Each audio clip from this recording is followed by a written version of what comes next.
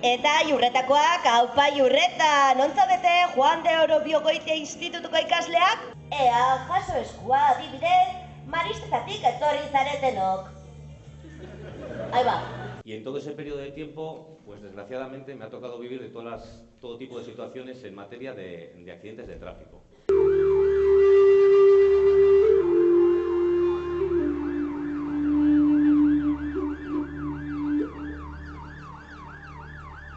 Toda la actividad de vigilancia, control e instrucción de diligencias en el territorio se ajuste a los criterios que tiene esta 15-2020, que ya tiene unos objetivos concretos de reducción de accidentes de tráfico con víctimas graves, fallecidos, donde hay 2 o más víctimas, y es la que os garantizo que es la que... Eskolari bateko autobusa galdu nuen eta amak eraman ninduen. Bide motza zen, herri batetik bestera. Ni kotxeko atzekaldean nindoan, segurtasun ualik gabe, ez da umetxoen aurkitzorik gabe. Eta zure amari, ze gertatu zitzaion? Nire ama oso larri egon zen, egin zorian. Niri mutilek ez zidaten ez da begiratu ere egiten, ez da nik esatu nuen jo, nik ere nahi dut, ez nik zergatik ezin dut. Orduan hori ba, etapa bakoitzean gaizki pasatzen duzu gauza desberdinengatik. Arraioa.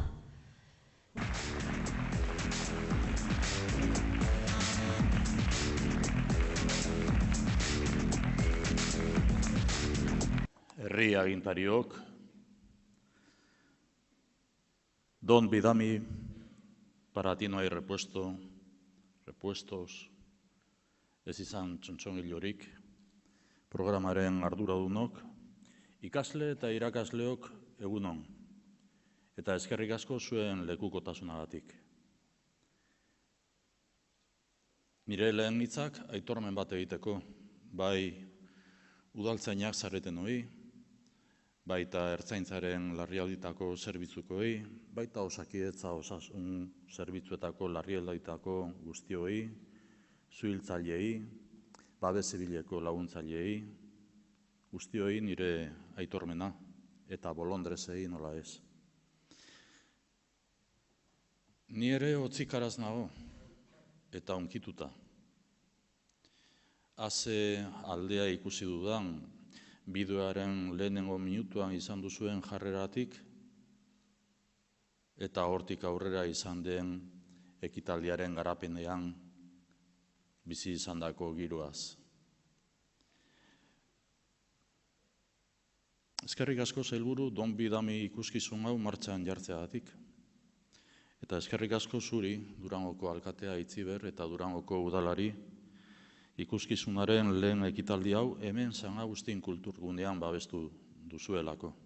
Benetan, eskerrik asko. Nik ez dizuet eskatuko eskua altxatzeko Damik egin duen bezala. Hemen badira istripuak jasan egin dituztenak, agian gaztei zuzendutako programa hau dela eta agian zuen artean ere istripurik jasan izan duzuenok ere izango zarete eta ez dizuet eskua altxa dezazuen eskatuko. Baina seguru nago, agian baldin bada istripurik izan duzuela egoterik, seguru nago badagoela zuetarikorik hemen lagunen bat bizi izan egin duela olako gertakariren bat, eta seguru nago baita ere badela hemen ere zuen artean lagunen bat galdu egin duzuela. Trafiko istripuz ondorioz. Eta zeintzuk diran erailtzaileak, faktoreak, Santi ertzainak aipatu egin dituen bezala. Algunos de vosotros y de vosotras pensaréis, bueno, están los representantes institucionales, son representantes institucionales, ¿qué es lo que nos van a decir? Bueno, somos representantes institucionales, pero primero somos personas. Y como personas vivimos también todas estas circunstancias. Y también como representantes institucionales. Mirad, esta misma semana, una de las circunstancias que nos tocaba vivir era el día de la reunión del Consejo de Gobierno con las consejeras y consejeros. Había consejeras y consejeros que no podían llegar a la hora a la reunión del Consejo de Gobierno. Y no podían llegar a la hora porque en una carretera, en la A8, había habido accidentes. Y la primera preocupación es qué es lo que ha sucedido, cómo hemos podido atender desde lo que es la responsabilidad de atención también de la institución que a nosotros nos toca gestionar, y la preocupación añadida también de qué es lo que ha sucedido con las personas y su entorno más directo. Si tenemos que hacer esa labor también de cercanía, además de la atención a las personas que hayan sufrido el accidente, la labor de cercanía también a las personas que no estando inmersas en el accidente, pero sí sufren las consecuencias del accidente. Somos personas y nos sentimos muy afectados cuando se dan este tipo de situaciones y sobre todo, y aunque sea duro decirlo para todas las personas que viven estas circunstancias, sobre todo cuando se trata de jóvenes. Nos ha tocado también a lo largo de todo este verano y experiencias que por ser representantes institucionales también nos toca también gestionar desde otro ámbito diferente a lo que es el accidente. Experiencias como, por ejemplo, un joven que muere en Bolivia en junio de este año y todo lo que ello supone, o experiencias, la última, que a la consejera, viceconsejero, director de la Ertzaintza, directora de tráfico, nos ha tocado, por ejemplo, el 18 de junio de este año, con una joven de aquí de Durango que perdió la vida en un accidente en Barcelona. Bueno, todo ese tipo de situaciones también nos toca vivir a quienes somos representantes institucionales. Ikasle irakasle bi ere, nire esker ona, zuen ekitaldi honetan elkarrekin egoteko aukera eman diguzulako. Ez dakit, beraz, zuei, baina niri bai, maiz estutu eta samurtu egin zait bihotza pantalla honetan ikusi ditudan irudiekin eta entzun ditudan testigantzekin. Errealitate gordin bat jarri digute ispiluan. Errealitate gordina eta nola ez, kezkagarria. Ezin diogu ez ikusiarena egin. Aurtean aipatu egin den bezala, Euskadin 29 pertsona hil dira autoistripuan.